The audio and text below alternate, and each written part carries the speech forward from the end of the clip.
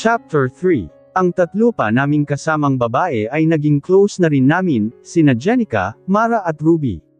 Gaya namin ni Ana ay mga college student din sila. Si Mara at Ruby ay maingay gaya ni Ana kaya madali silang magkasundo. Si Jenica naman ay may pagkaseryoso pero mabait naman at marunong makisama. Nalaman din naming may anak na pala siya. Nakakabilib nga siya dahil kahit may anak na siya ay nag-aaral pa rin at nagtatrabaho pa. Haze, ang sakit na ng binti ko. Angal ni Ana na umupo sa isang bakanteng upuan at hinilot ang mga binti. Ano, makakaya pa? Natatawang tanong ko. Masakit din naman ang mga binti ko pero carry ko pa naman. Sa umpisa lang naman kasi ito. Oo naman. Naninibago lang siguro ako. Sabi niya. 1 oras na lang naman out na kami. Ang tatlo ay nakasunod sa mga waiter na nakatalagang mag-alalay sa kanila. Tinawag na rin kami ng 2 waiter na nakatalaga sa amin ni Ana, dahil may mga customer na pumasok. Aalalayan din nila kami sa pagkuha ng order. Marami ang kumakain sa resto. Bukod kasi sa masarap talaga ang mga pagkain ay abot masa pa ang presyo. May mga mayayaman na customer at may mga simple lang naman. Sa wakas out na, sabi ni Mara habang inaayos na ang mga gamit niya sa bag niya. Nandito kami sa loob ng locker at out na nga namin. 10:00 ng umaga hanggang 6:00 ang pasok namin at 30 minutes naman ang break. Pero pagkatapos ng 1 linggong training ay mag-iba na ang oras ng pasok namin. Sa sobrang pagkalibang ko nga kanina ay saglit kong nakalimutan ang problema sa bahay. Siguradong tulog ako nito pag-uwi. Ani Ruby. Ako rin. Grabe ang sakit ng mga binti ko, parang binugbog. Sabi naman ni Ana na nakangiwi na. Masasanay ka rin. Anang Jenica. Okay, let's go na girls. Kita-kits na lang ulit tayo bukas. Baka naman di na kayo bumalik bukas ha. Natatawang sabi ko at sinukbit na ang tote bag sa balikat. Babalik ako no. Need ko ng cash. Ang mahal pa naman ng tuition ko. Sabi ni Ruby. Kanya-kanya din ng litanya ang tatlo kung bakit sila babalik bukas. Pero bago kami lumabas ng resto ay inabot sa amin ni Ma'am Lynn ang mga allowance namin na 400 peso. Tuwang-tuwa si Ana dahil yun ang unang perang natanggap niya na pinaghirapan niya, iipunin daw niya yun. Paglabas namin ay nauna na ang tatlo sumakay ng jeep. Si Ana naman ako ay nagsabay sa taxi, 1 way lang naman ang dadaanan namin. Mauuna nga lang akong bumaba sa kanya, si Aba kasi ay sa isang exclusive subdivision nakatira. Nandyan ka na pala anak. Madjiw na bati so akin ni Mommy pagpasok ko ng bahay. Ngiting-ngiti pa siya. Siya pa ang lumapit sa akin at hinalikan ako sa pisngi.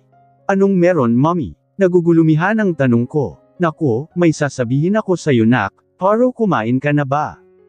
Hindi pa pa. O sige, mamaya ko na lang sasabihin. Pagkatapos nating kumain, Daling. Nandito na si Ivana, maghain ka na utos ni Mommy kay Yaya Daling. Nilapag ko naman ang tote bag ko sa sofa at sumunod na sa komedor. What? Mommy, naririnig nyo ba ang sinasabi nyo? Gusto niyang tanggapin ko ang alok ng matandang yun at akitin ko siya. Parang umakyat sa ulo ko ang lahat ng dugo ko sa sinabi ni Mommy. Hindi ako makapaniwalang sinasabi niya sa akin ito. Nag-alok daw si Mang Ronnie na sa kanya ako magtrabaho bilang secretary, dahil nag-leave daw ang secretary niya dahil mangganganak. Malaki raw ang suswelduhin ko. At gusto ni Mommy na akitin ko ang matanda dahil halatang type niya ako. Balo na raw ang matanda at nag-iisa na lang sa buhay, dahil may sariling buhay na rin yung mga anak. Ivana, makinig ka muna, kapag nakatuluyan mo si Ronnie wala na tayong problema. Kaya niyang salbahin itong bahay. Mayaman si Ronnie anak. Marami siyang negosyo. Kaya niyang ibigay ang lahat ng gusto mo. Magbubuhay rin ako. No Mommy, napatayo na ako sa inis. Siya naman ay natigilan. Hindi ko gusto ang sinasabi niyo Mommy. Ano ba naman kayo? Talagang tinutulak niyo ako sa kanya. Hindi yun ang tamang solusyon sa problema natin. At parang tatay ko na yun. Tumayo na rin si Mommy at namaywang. At ano ang tamang solusyon no naiisip mo para may salba itong bahay ha? May naisip ko na ba? May alam ko ba kung paano masosolusyonan itong problema natin? Sabihin mo. Mataas na ang boses na sabi niya. Bumuntong hininga ako. Wala ang Mommy. Wala pala kaya wag mo akong sermonan na parang may alam ka ng solusyon, hayan na nga si Ronnie. Siya ang sagot sa malaking problema natin. Pero nag-inarte ka pa. Kung ganoon naman pala di hayaan na lang natin kunin ng bangko itong bahay. Kung siya pala ang nakikita niyong solusyon para sa problema natin, bakit hindi na lang kayo ang magpakasal sa kanya?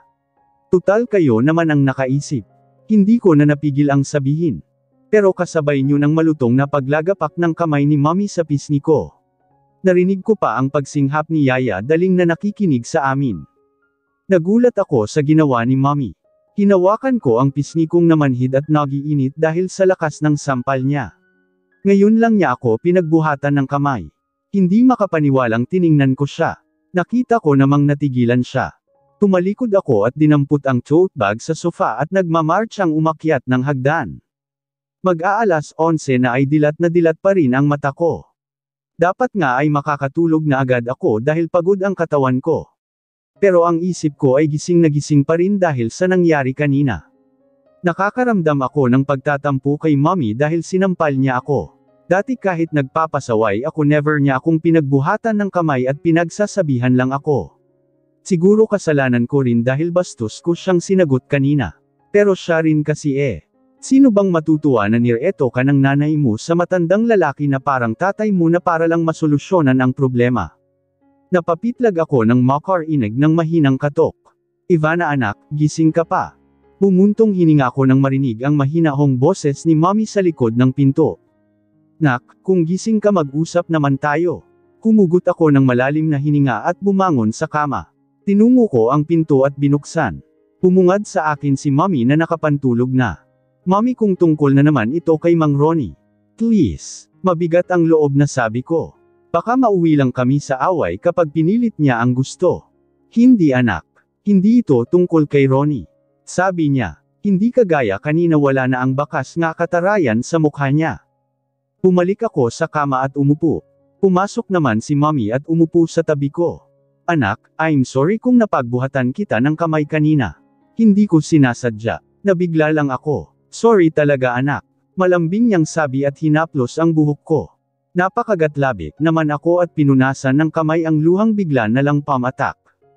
Lumanjin ako kay Mommy. Sorry din po kung binastos ko kayo kanina. Naiintindihan ko naman anak. Kasalanan ko. Pasensya na anak. Desperado na kasi ako. Ayoko ring mawala itong bahay dahil nandito uong lahat ng alaala ng daddy mo. Paro Mommy, hindi talaga ako payag sa gusto nyo. Hindi na kita pipilitin anak. Nagbaka sakali lang naman ako kanina pero kahit na, alam ko namang hindi magandang solusyon yun. Pasensya ka na talaga sa akin. Hindi na mauulit yun. Nakabakas nga sa mukha niya ang pagsisisi. Ngumiti na ako sa kanya. Biglang naglaho ang tampo ko. Yamakap ako sa kanya at hinaplos naman niya ang likod ko.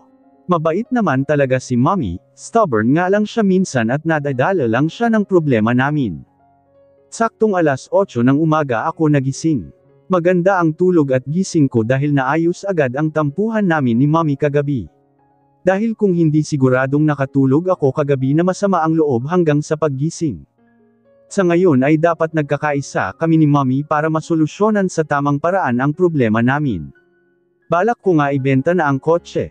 Si Mommy naman ay maghahanap na ng buyer ng popahan. Ivona, gising ka na pala. Petong bungad sa akin ni Yaya Daling na mukhang paakyat na rin ng hagdan. Morning Yaya. Nakangiting bati ko. Naku gigising na sana kita dahil may dumating kang bisita. Kumunot ang noo ko. Po, sinong bisita? Hindi ko kilala. Nasa labas kausap ng mami mo. Pero lalaki, sobrang gwapo, matangkad at macho. Mukhang mayaman dahil mag-ara ang kotse. Pagbibida ni Yaya Daling. Na-curious naman ako kaya dali-dali akong lumabas para tingnan ang bisita ko raw. Nakasunod naman sa akin si Yaya Daling. Napasinghap ako nang makita si Kuya Luis na nasa labas ng gate at kausap nga ni Mommy. Kasama niya ang driver niya. Lumapit ako sa kanila. Una akong napansin ni Mommy. O nandito na pala si Ivana. Anak, may bisita ka. Ngiting-ngiti na sabi ni Mommy. Doon lang ako napansin ni Kuya Luis. Nag-init ang pisngi ko at bahagyang nailang, kakaiba kasi ang tingin niya sa akin. Pero ang nararamdaman ko ay hindi gaya ng pagkailang ko kay Mang Ronnie na may kasamang pandidiri. Basta, kakaiba siya. Lumabas ako sa maliit naming gate. Kuya Luis. Good morning Ivana. Pati niya na titig pa rin sa akin. Nahuli ko pa ang pasimpleng paghagod niya ng tingin sa kabuuan ko. Nahiya naman ako dahil hindi ko siya nabati. Good morning din. Nakangiwing sabi ko. Bigla rin akong na-conscious sa hitsura ko dahil bagong gising ako. Wala pa akong hilamos at sipilyo. Baka amoy panis na laway ako. Magulo din ang buhok. Ang doon ko lang din napagtanto na oversized t-shirt lang ang suot ko at mixing short. Para sa iksi ng short ko ba'y nagmistulang dress ang oversized t-shirt. Siya nga pala anak, nandito na yung kotse natin. Naku mukhang bagong bago. Hindi na siya mukhang luma, sabi sa akin ni mommy. Noon ko lang din napansin ang kotseng lumang modelo pero mukhang bago. Nangangintab ito dahil sa bagong coat bagamat army green pa rin ang kulay. Wala na rin ang UP sa likuran nito. Mukha talaga siyang bago. Napaawang ang labi ko. Kung hindi pa sinabi ni mommy na kotse namin ay hindi ko ito makikilala. Hinatid ko na dito yung kotse. Kahapon pa tapos yan pero busy ako kahapon kaya ngayon ko lang naihatid. Sabi ni Kuya Luis. Nako, nag-abala ka pa Kuya Luis. Sana tinawagan mo na lang ako para ako na lang ang kumuha, tapos bagong coated pa ito. Nakakahiya na talaga. Nahihiyang sabi ko. Alam kong mahal ang magni coating. Ayos lang yan. Nasa repair shop na siya kaya nilubos ko na. Pinalinis ko na rin ang makina niyan kaya maganda na ang takbo niyan. Huwag ka nang mahiya dahil treat ko na yan sayo. Aniya na nakangiti na sa akin. Napakamot naman ako sa batok sa hiya. Hindi ko alam kung ano ang sasabihin ko. Sobra-sobra na ang ginawa niya. Hindi birong halaga ang ginastos niya. Tiningnan ko naman ang harapan ng kotse niya. Wala nang mababakas na gasgas doon at makinis na makinis. Parang walang nangyari. Naku salamat iho, ikaw pala ang sinasabing kakilala nitong anak ko na naatrasan niya ang kotse. Pasensya ka na sa anak ko at salamat na rin sa pagpapagawa mo sa kotse namin. Sabi ni mommy. Walang anuman ho ma'am. Hindi na ho iba sakin si Ivana. Ganun ba? Naku napakabait mo na namang binata. Ay teka, binata ka pa ba? Tanong pa ni mommy na ikinanlaki ng mata ko. Talagang tinanong pa niya yun. Oh ho, binatang binata. Wala rin ho akong girlfriend. Natatawang sagot naman ni Kuya Luis at tumingin pa sa akin. Minitian ko naman siya. Ay nakakatuwa naman. Pasimpleng siniko ako ni mommy. Anak, hindi ka pa nagpapasalamat, saad niya sa akin. Ay oo nga pala. Hinarap ko si Kuya Luis. Salamat Kuya Luis. Hindi ko alam kung paano makakabawi sa'yo. Sobrang nakakahiya na talaga. Wag mo nang intindihan yun. Basta safe ka. Mag-ingat ka rin lagi sa pagmamaneho. Napakagatlabi ako sa sinabi niya at parang may mainit na kamay na humaplo sa puso ko. Ang bait niya talaga. Teka, tutal maaga pa naman. Nakapag-almusal ka na balayo. Kung hindi pa, dito ka na lang mag-almusal. At least dun man lang makabawi ang anak ko sa'yo. Diba anak? Alok ni mommy. Tumanggo-tango naman ako. Oo nga Kuya Luis, kung hindi ka pa nakakapag-almusal dito ka na lang mag-almusal. Oh sure, di ko natatanggihan yan. Tamang-tama di pa ako nakakapag-almusal. Nakangiting sabi ni Kuya Luis. Parang pati mata niya ay nakangiti rin. Narinig ko namang ambisa ang driver niya. Ay ikaw rin kuya, kain ka na rin sa loob. Alok ko na rin sa driver. Baka hindi pa rin siya nag-almusal. Hindi na po ma'am, katatapos lang namin ako pala. Si sir na lang po. Anang driver na tumingin pa kay Kuya Luis at nagkamot ng ulo. Ganun ba, sige kahit magkape ka na lang kuya sa loob. Dito na lang po ma'am, babantayin ko po ang kotse baka mapagtripan pa ng mga bata. Tanggi ng driver. O sige po, padadalhan ko na lang po kayo ng kape. Tumango na lang ang driver. Bago kami pumasok sa loob ay pinasok ko muna sa garahe ang kotse. Maganda nga ang takbo ng makina. At nalaman ko rin na full tank ang gasolina. Grabe na talaga sa pagka-generous si Kuya Luis. Parang wala lang sa kanya ang gumastos kung sa bagay mayaman Pero kahit na, nakakahiya pa rin. Paano pala kayo nagkakilala nitong anak ko Luis? Tanong ni mommy kay Kuya Luis sa gitna ng almusal namin. Maganang kumakain si Kuya Luis. Kahit ang ulam namin ay pritong daing na bangus at itlog na pula na may kamatis. Ang kape namin ay 3-in-1 lang pero halos maubos na niya ang laman ng tasa niya. Matagal ko na ho siyang kilala Tita Beverly, high school pa lang siya. Madalas kasi siya noong pumupunta sa bahay nila Ana. Best friend ko ho ang kuya ni Ana. Sabi ni Kuya Luis na tumingin pa sa akin at ngumiti. Ngumiti rin ako sa kanya habang ngumunguya. Tita ang tawag niya kay Mommy dahil yun ang request ni Mommy. Giliw na giliw nga si Mommy sa kanya. Ay oo nga, madalas nga siyang pumunta noon kanila Ana. Mag-best friend kasi ang dalawa. Halos hindi mapaghiwalay. Pati nga sa pinagtatrabahuhan nila ngayon magkasama pa rin sila, kwento ni Mommy. Nagtatrabaho ka? Kunot noong tanong naman ni Kuya Luis sa akin. Oo, kaming dalawa ni Ana. Waitress kami sa isang restaurant sa may Quezon Avenue. Kaka-start lang namin kahapon pero 1 week ang training namin. Sabi ko. Tumango-tango si Kuya Luis. Nagsabi siya na next time na dadaan daw siya sa restaurant na pinapasukan ko. Si Mommy na halos ang kumausap kay Kuya Luis. Ang daming ang kwento sa kanya ni Mommy. Pero ang lagi niyang bida sa kwento ay ako. Nakakahiya nga sa kanya Pero mukhang interesado naman siya sa mga sinasabi ni Mommy. Nakikinig na lang din ako at tumatango kapag tinatanong. Pasimple ko na lang din pinagmamasdan si Kuya Luis. Ang gwapo niya talaga. Matangos ang ilong, makapal ang kilay at may kalaliman ang mata, mahahaba din ang pilak mata niya. Mamula-mula ang manipis niyang labi, at pantay-pantay ang mapuputi niyang ngipin.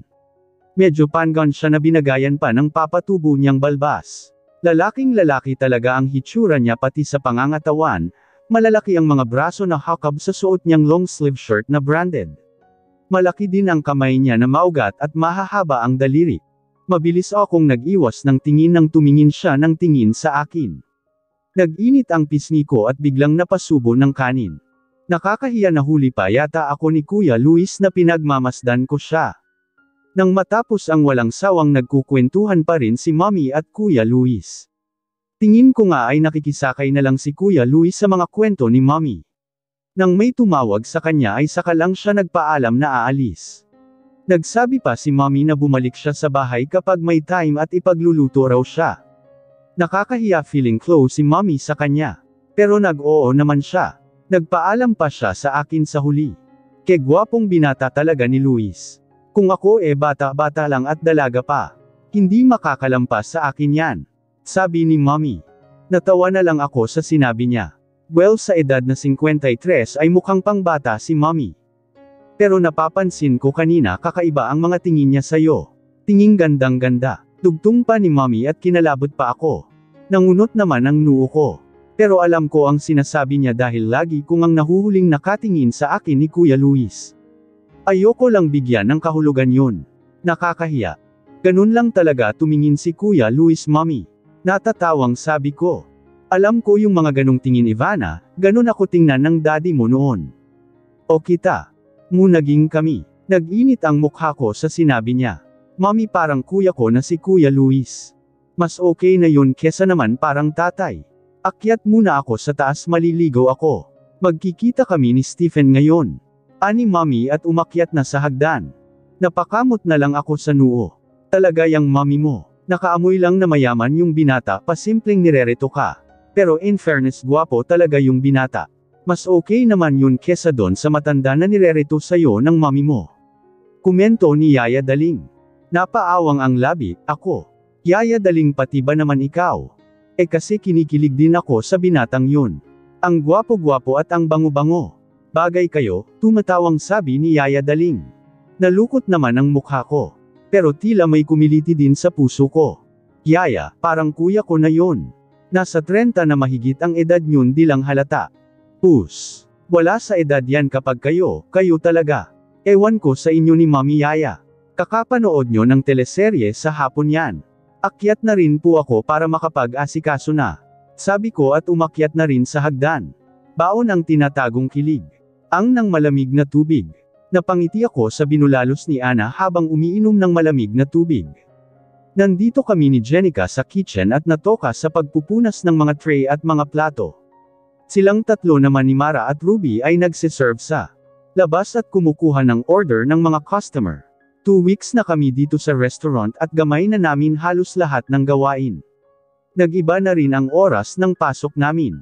Mula 1:00 ng hapon hanggang 9:30 ng gabi. 11:00 ang closing ng resto para may ibang naka-duty sa closing. Ana, tawag ka ni Ma'am Lynn. Hinahanap ka ng customer mo. Tawag kay Ana ni Angelo ang isa sa kasamahan naming waiter. Pumalatak si Ana. Ang kulit pa naman ng customer na yon. Sige na, labasin mo rin para makaalis na yon. Natatawang sabi ni Angelo. Napapakamot na lang sa ulo nang lumabas ng kitchen si Ana. Meron talagang mga customer na makukulit. Lalo na mga lalaking customer. Magagaling mambola at mga flirt pa kung minsan. Niningitian lang namin sila at sinasakyan kung minsan. So far wala pa naman kaming na-encounter na mga bastos na customer. May ilan lang na masungit at sosyal.